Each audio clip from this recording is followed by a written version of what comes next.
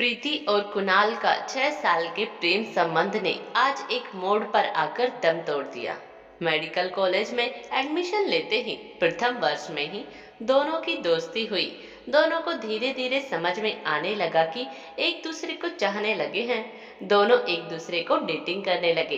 कभी किसी coffee house में बैठकर घंटों बातें करते, तो कभी किसी थिएटर में बैठकर कोई मनपसंद मूवी देखते। कॉलेज में भी दोनों के रिश्ते की चर्चा होने लगी। सभी बातों से बेफिक्र दोनों अपने में मस्त थे। देखते ही देखते 4 साल कैसे गुजर गए पता नहीं चला। दोनों एमबीबीएस डॉक्टर हो गए। पीजी करने के लिए दोनों को अलग अलग शहर जाना पड़ा। दोनों एक दूसरे को बहुत मिस करने लगे। फिर भी छुट्टियों में कभी कभी दोनों एक दूसरे से मिल लेते और घंटों बैठकर बात करते। आखिर में दोनों ने यह फैसला लिया कि एक ही शहर में कोई हॉस्पिटल ज्वाइन करेंगे। आखिर में दोनों ने दिल्ली का एक हॉस्पिटल ज्वाइन किया। जब किराए के फ्लैट में रहने की बात आई तो दोनों ही परेशान थे, क्योंकि दिल्ली जैसे शहर में किराया बहुत अधिक होता है। ऐसे में कुणाल ने प्रीति को एक साथ रहने का ऑफर दिया। एक साथ रहना अर्थात लिव इन रिलेशनशिप में?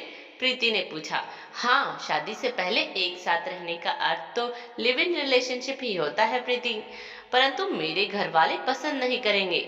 घर वालों को बताने की आवश्यकता ही क्या है? कह देना अलग फ्लैट में रहते हैं। मैं घर वालों से झूठ नहीं बोल सकती। मुझे ऐसे संस्कार नहीं मिले हैं। झूठ बोलने की आवश्यकता ही क्या है? उनको पता ही नहीं चलेगा। कभी अगर मेरे मॉम डैड मुझसे मिलने आए तब क्या कहूंगी? तब तो पता चल जाएगा।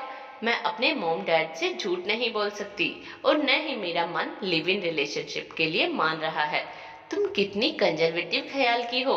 इस युग की लड़कियां तो ऐसा नहीं होती है। आजकल इस रिलेशन को बहुत ही नॉर्मल तरीके से लिया जाता है। छोटे छोटे शहरों में भी लड़कियां लिव इन रिलेशनशिप में रहती हैं और हम तो महानगर में हैं। कम ऑन प्रीति, कैसे घिसे पिटे विचार लेकर चलती हो तुम? घिसे पिटे ही सही, जो संस्कार मेरे मोम डैड ने मुझे दिए हैं, मैं उन संस्कारों का दिल से इज्जत करती हूँ और शादी से पहले किसी लड़के से शारीरिक संबंध बनाने में परहेज करती हूँ, क्योंकि मैं खुद का इज्जत कराना जानती हूँ। एक काम क्यों नहीं करते हो? तुम्हारे मोम डैड से कहो कि मेरे मोम डैड से शादी की बात करें।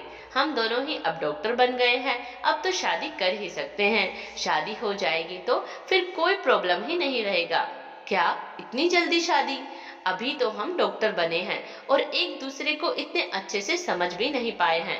6 साल हो गए हमारे रिलेशन को। तुम कह रहे हो एक दूसरे को समझ नहीं पाए, और क्या समझना चाहते हो? मैं तो एक साथ रहकर ही समझना चाहता हूँ कि हम एक दूसरे के लायक है कि नहीं। लिव इन रिलेशनशिप में रहकर यही तो समझा जाता है। फिर अगर लगेगा कि हम एक दूसरे के लायक नहीं हैं या एक दूसरे से मन भर जाएगा तो क्या करेंगे? प्रीति का प्रश्न। तो अलग हो जाएंगे, दूसरा जीवन साथी ढूंढ लेंगे। What are you mad Kunal? तुम्हें पता भी है तुम क्या कह रहे हो? हाँ हाँ, अच्छी तरह पता है। तो अब तक क्या तुम मुझसे प्यार का नाटक करते रहे? बस तुम्हें समझ रहा था, परंतु अभी तक कुछ समझ में नहीं आया। तो एक साथ रहने से समझ में आ जाएगा तुम्हें। तुम ये क्यों नहीं कहते कि तुम मुझसे शारीरिक संबंध बनाना चाहते हो, इसीलिए एक साथ रहना चाहते हो, परंतु शादी नहीं करना चाहते, शादी करके जिम्मेदारी नहीं उठाना चाहते? इसे एक्सप्लोइटेशन कहते हैं और मैं जानबूझकर खुद का एक्सप्लॉइट नहीं होने दे सकती। मेरे संस्कार और मेरा एजुकेशन इस बात की इजाजत नहीं देता। हाँ, यही समझ लो, किसी लड़की को अच्छे से जाने बिना उसकी जिम्मेदारी नहीं उठा सकता। तुम लड़के लोग हम लड़कियों को क्या समझते हो? केवल खिलौना? क्या हमारा कोई मन नहीं है, कोई भावना नहीं है? हमारा समाज इतना शिक्षित हो गया, परंतु अभी भी स्त्रियों को लेकर उनकी मानसिकता नहीं बदली। स्त्रियों को भोग्य समझना तुम जैसों की मानसिकता है। तुम अच्छे से समझ लो, मैं उन लड़कियों में से नहीं हूँ कि तुम मुझे एक्सप्लॉइट कर सको। मैं तुम्हें अपना दोस्त समझती रही, परंतु तुम तो आस्तीन का सांप निकले।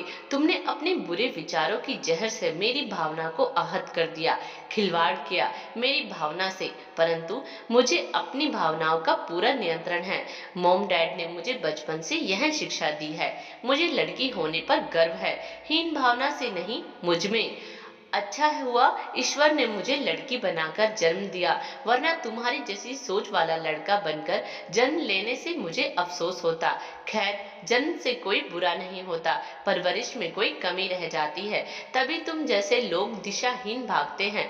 गुड बाय, अब मैं चलती हूँ और अपने शहर का कोई हॉस्पिटल ज्वाइन करूंगी। बहुत दृढ़ता से निर्णय लेकर प्रीति ने आगे कदम बढ़ा दिए और वह मन ही मन सोचने लगी, थैंक्स मॉम डैड, आप लोगों ने मुझे इतने अच्छे संस्कार दिए, इसके लिए दिल से आभार। काश कि सभी पेरेंट्स अपने बच्चों को, चाहे लड़का हो या लड़की, दोनों को अच्छे संस्कार देकर बड़ा करे, तो ऐसी स्थिति उत्पन्न ही नहीं होगी।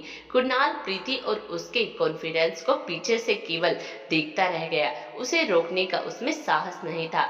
दोस्तों, यह कहानी आपको कैसी लगी? प्लीज हमारा चैनल सब्सक्राइब करें और हमें कमेंट्स बॉक्स में जरूर बताइएगा।